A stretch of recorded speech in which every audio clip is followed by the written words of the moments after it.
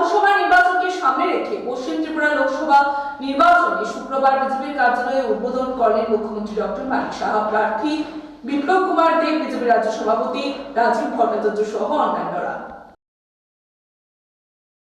পার্টির সংস্কৃতি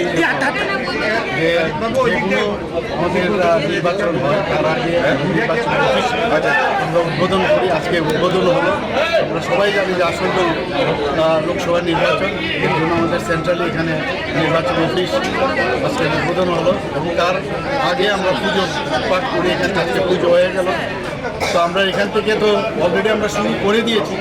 তো মাননীয় প্রধানমন্ত্রীজিকে আমাদের যে দুজন প্রার্থী, আমাদের পশ্চিম আসনে প্রাক্তন মুখ্যমন্ত্রী এবং রাজ্যসভার যে সদস্য বিপ্লব কুমার দেব দাঁড়িয়েছেন, আর ইস্ট কনস্টিটিউন্সিতে আমাদের মহারানী কৃতি সিং দেববর্মা মহোদয়া দাঁড়িয়েছেন।